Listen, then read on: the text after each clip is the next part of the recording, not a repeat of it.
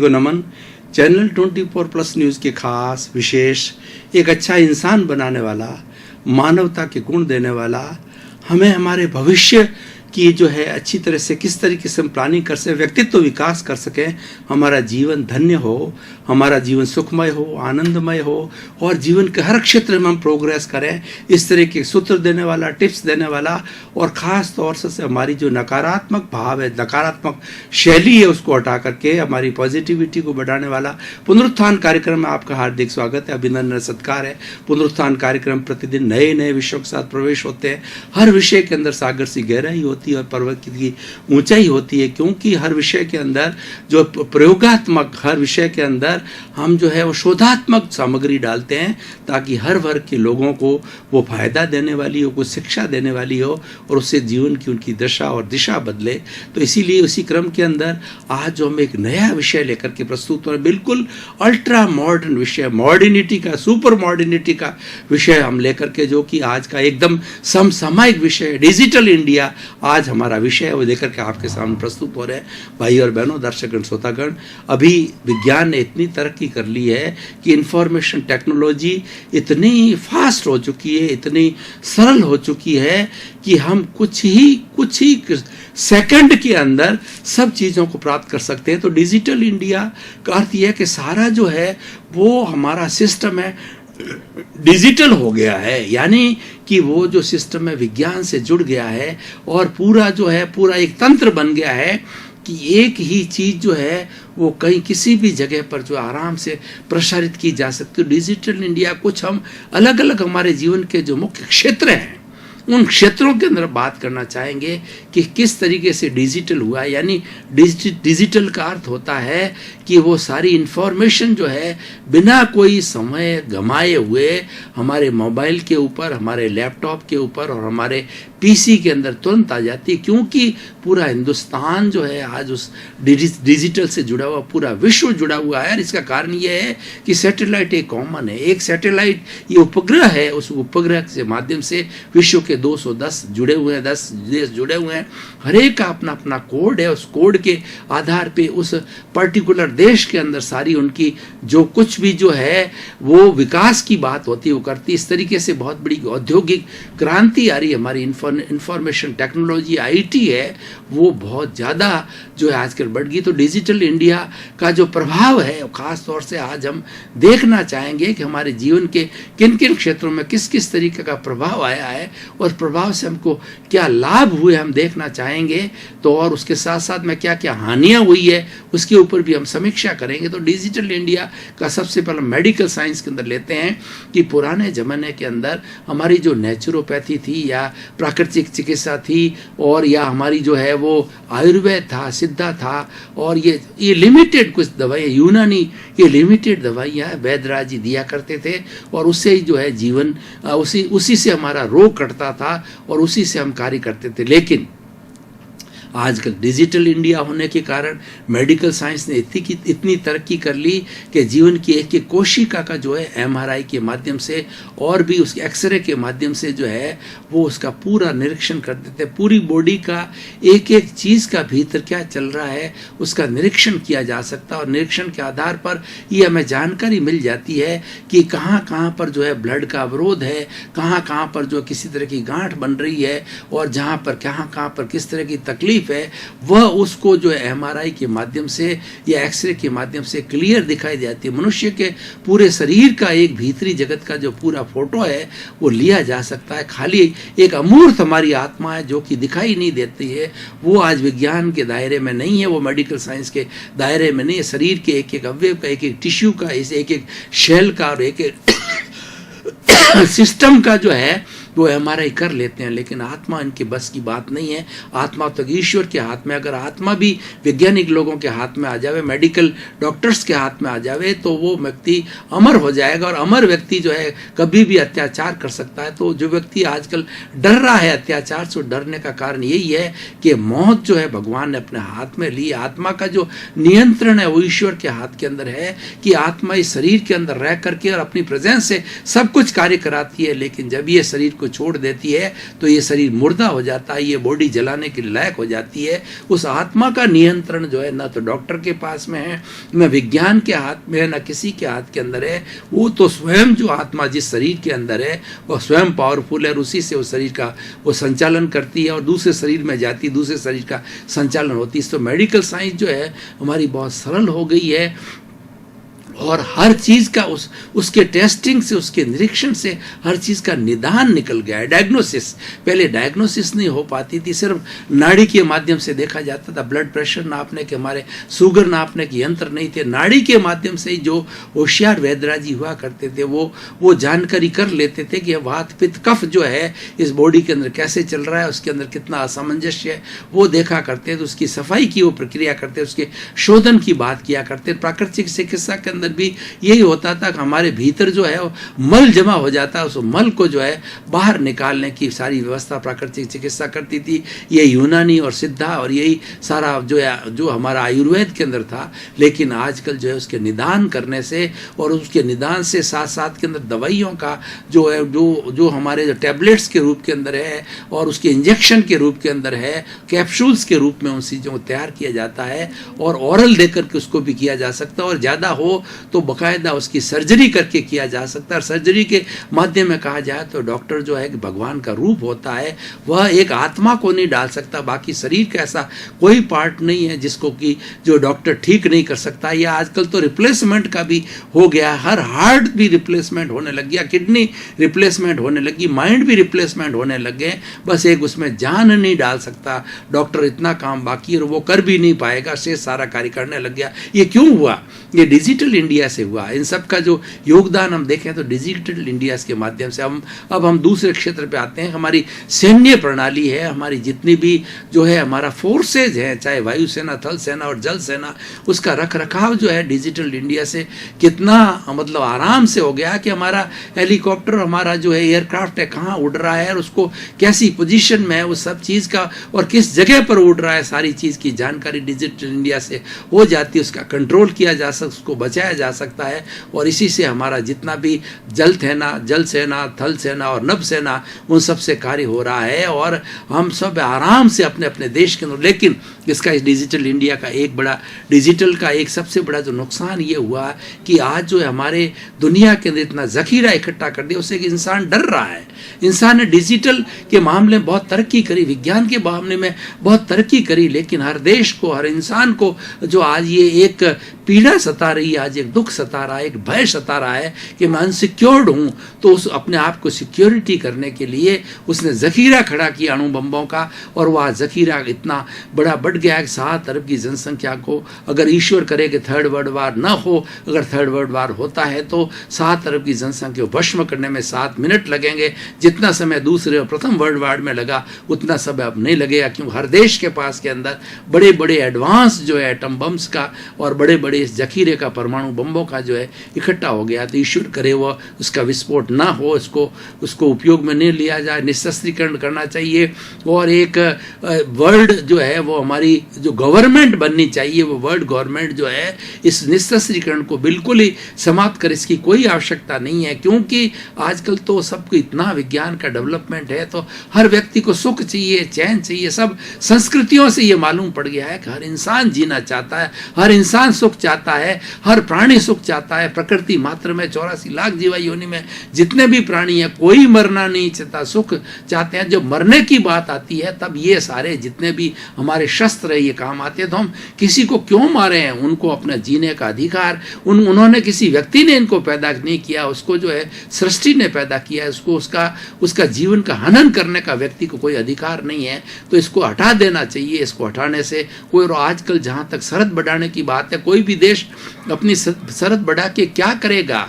व्यक्ति को तो अपना जितने भी अपने प्राणी, जितने भी प्रजा है, उसको सुख सुविधा दी जाए, विज्ञानियों के साथ न किया जाए। और पृथ्वी की जो जमीन है वो तो फिक्स है, जमीन तो 1 इंच भी नहीं बढ़नी है। ठीक है, आबादी कभी कम होती है, कभी ज़्यादा होती है, लेकिन सवाल ये है कि वो अपना साम्राज्य को, जो कि पूर्व समय में जो था कि एक देश दूसरे देश पर राज करे, आज वैसी स्थिति नहीं है। आज स्थिति यह है कि जिस देश के जो लोग हैं वो सुख से रहे, शांति शांति से रहे, कंफर्ट से रहे, विज्ञानी के साधनों का यूज करें, एक संस्कृति दूसरी संस्कृति से मिले, एक देश का व्यक्ति दूसरे संस्कृति में फ्रेंडशिप का करें। आजकल मानव धर्म लागू हो गया और मानव धर्म ये कहता है one earth, one sky, one sky, one god and one religion, that is मानव धर्म।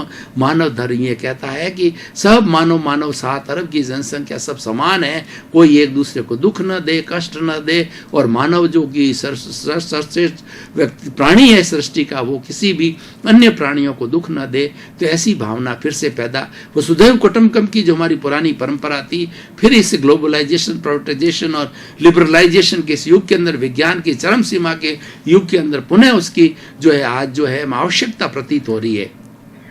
तो मैं बात कर रहा था डिजिटल इंडिया की, तो हमने एक क्षेत्र लिया मेडिकल का, दूसरा हमारा आर्मी का, सैन्य शिक्षा का जो है लिया, और तीसरा जो सिस्टम मैं लेना चाहूँगा हमारे इंडस्ट्रीज का। आजकल इंडस्ट्री का डिजिटाइजेशन से जो है, डिजिटल इंडिया होने से इतना बड़ा फायदा हो गया है कि बड़े बड़े उद्योग धंधे, उनका लेन देन, उनका मास प्रोडक्शन, उनका डिस्ट्रीब्यूशन, उनका सेल और सब कुछ जो है वो प्लान्ड वे के अंदर हो गया है। एक बड़ी फैक्ट्री का मालिक अगर वो अपने ऑफिस में बैठता और उसकी लंबी चौड़ी फैक्ट्री होता, सीसीटीवी कैमरे लगे हुए, उस कैमरे के माध्यम से वहाँ बैठा बैठा सारा कंट्रोल कर लेता, और ऐसे ऐसे सॉफ्टवेयर बन गए हैं कि उस व्यक्ति का जितना भी जो है वो उसका बिजनेस का वर्क होता है, वो बिजनेस का वर्क उसको किसी भी एंगल से सॉफ्टवेयर के माध्यम से वो एक जगह बैठ करके कर लेता कि मेरा कितना प्रोडक्शन हुआ है, कितनी चीजें हुई है, कितना सेल हुआ है, कितना परचेज हुआ है, कितनी रिकवरी हुई है कि नहीं है, कितनी हो रही है, किस व्यक्ति का पेमेंट कितने टाइम से अगर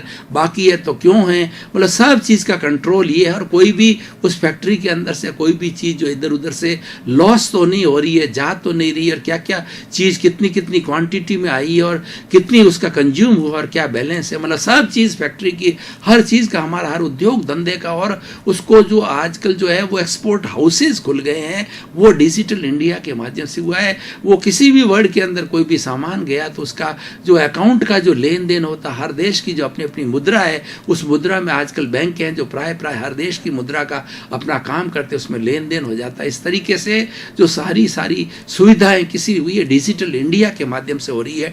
तो अब मैं इस बिजनेस कॉर्पोरेट की बात के साथ साथ के अंदर अब शिक्षा की बात करना चाहूंगा। देखिए भाई और बहनों, दर्शकगण, श्रोतागण, एक ऐसा जमाना था जबकि ताम्र पत्रों के ऊपर लिखा जाता था, उसके बाद के अंदर ये जो पेड़ पौधों के पत्ते आए इसके ऊपर लिखा जाता, वो सुरक्षित नहीं थे, और बाद में कागज आया, और कागज के बाद के अंदर एक कागज का दूसरे कागज से लिपि बनानी हो, प्रतिलिपि बनानी हो तो हाथ से लिखा जाता था।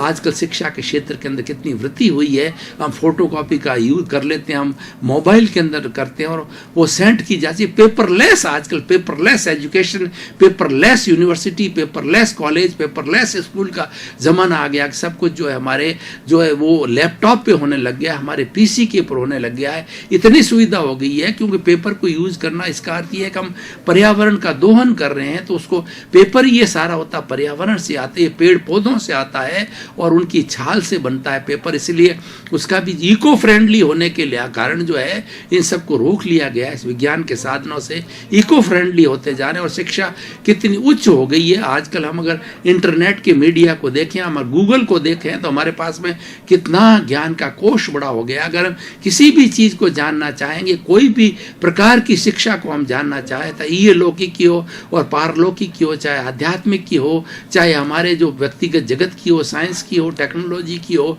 कॉमर्स की हो, फिजिक्स की हो, केमिस्ट्री की हो, कोई तरह का हम जो ज्ञान जानना चाहें, आज गूगल के अंदर सब समाहित है, इमेजेस समाहित है और हर एक चीज की व्याख्या उसमें समाहित है, उसका हम अच्छा से अच्छा उपयोग कर सकते हैं। तो ये सारा डिजिटल इंडिया के माध्यम से जो है ये सारा हमारा एजुकेशन में हुआ।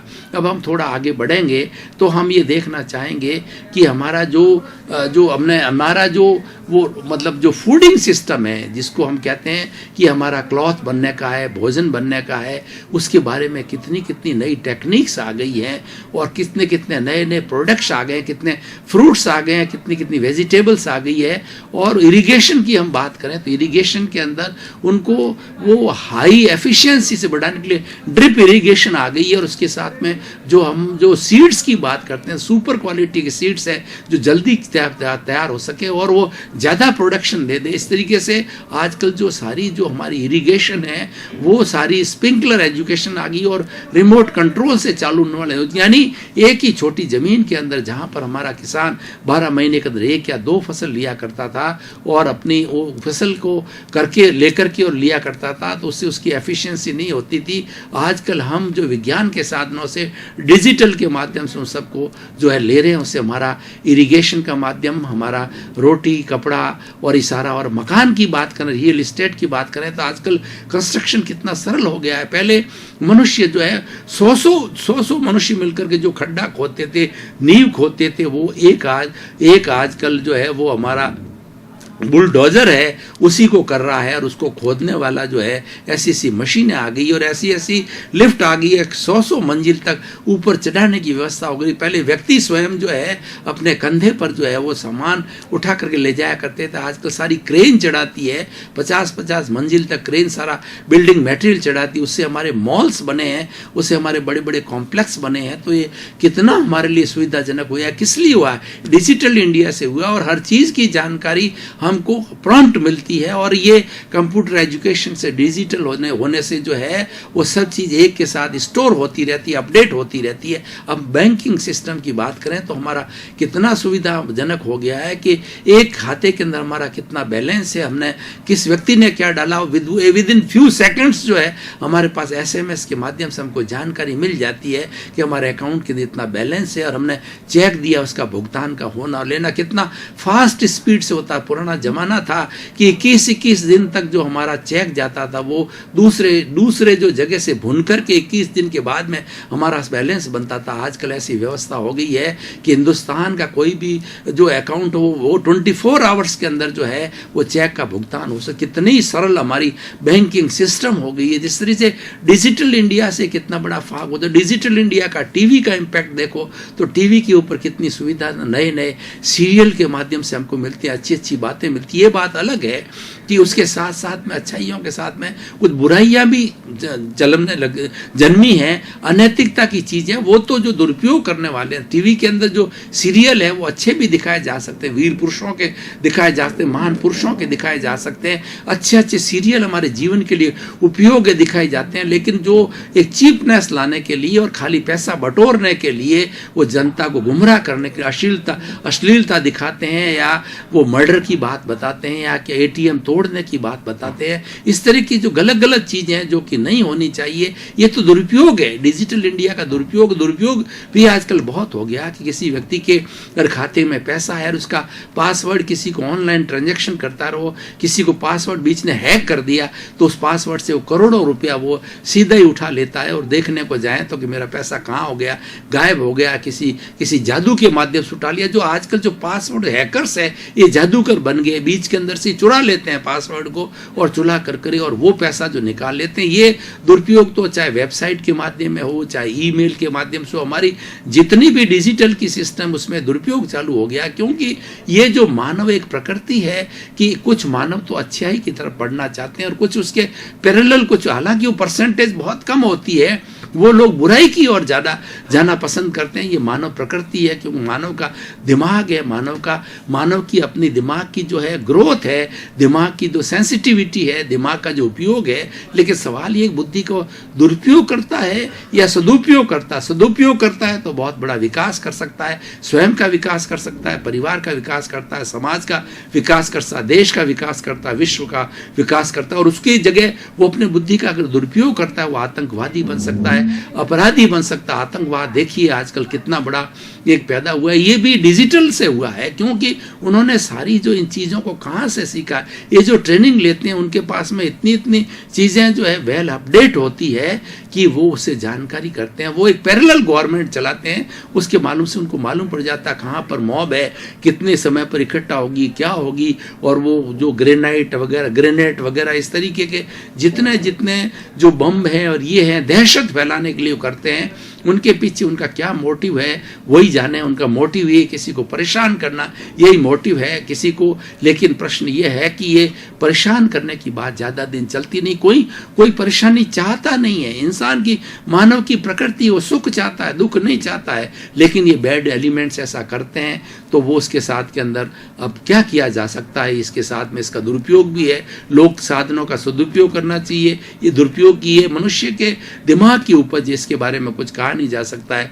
अब देखिए, डिजिटल इंडिया के बारे में हम निष्कर्ष तौर पर बात करना चाहें तो हमारा जीवन की जितनी आवश्यकताएं हैं, रोटी, कपड़ा, मकान, शिक्षा, चिकित्सा, वो हमारी मूलभूत आवश्यकताएं कितनी सरल हो गई है। और इसकी सरलता के लिए मनुष्य का जो अपना मस्तिष्क को काम लेना है, दिमाग को काम लेकर के, और वो बहुत बड़ा जो कहना चाहिए वो कुबेरपति बन सकता है, उपयोग से धन कमा सकता है, और उसके साथ साथ में वो उस धन का सदुपयोग करे तो मानवता के लिए, समाज के लिए और मानव जाति के लिए उपकार भी कर सकता। तो भाई और बहनों, दर्शकगण, श्रोतागण, आज डिजिटल इंडिया से दोनों तरह के फायदे हुए हैं। समूह को फायदा हुआ है, व्यक्ति को फायदा हुआ है। अब क्वेश्चन ये है कि अब इस डिजिटल इंडिया का हम जो है वो जो हम उसका फायदा लेना चाहते हैं, नुकसान लेना चाहते हैं, ये एक बात। मनुष्य का जो विवेक है, यहाँ पर ये सबसे बड़ा पॉइंट, मैं विवेक की बात कहना चाहूँगा कि मनुष्य को अपना विवेक अप्लाई करना चाहिए। डिजिटल इंडिया का हम दुरुपयोग नहीं करें। आज दर्शकगण, श्रोतागण, भाई और बहनों, आपका बहुत बहुत धन्यवाद। पुनरुत्थान कार्यक्रम तरक्की की ओर है, क्योंकि पुनरुत्थान कार्यक्रम को आप स्वयं देख रहे हो और उसके साथ साथ के अंदर लोगों को आप बता रहे हो, इसका प्रचार प्रसार हो रहा है, इसलिए दिन दुगनी रात चौगनी उन्नति कर रहा है। और हम भी ये चाहते हैं कि लोगों के अवेयरनेस पैदा करना, लोगों का जीवन सुखमय कैसे हो, लोगों का जो है अपना ये लौकिक का जीवन और पारलौकिक जीवन जो है दोनों सुधरे, एक अच्छा इंसान बने। सुधरे व्यक्ति समाज, व्यक्ति से राष्ट्र स्वयं सुधरेगा। इसी क्रम में आपका जीवन आनंदमय हो, मंगलमय हो, सुखमय हो। आप शतायु होकर के अपने परिवार की और समाज की खूब सेवा करें और आप सिद्ध बुद्ध मुक्त होकर के अपने गंतव्य को प्राप्त करें। आपके प्रति मंगल भावना।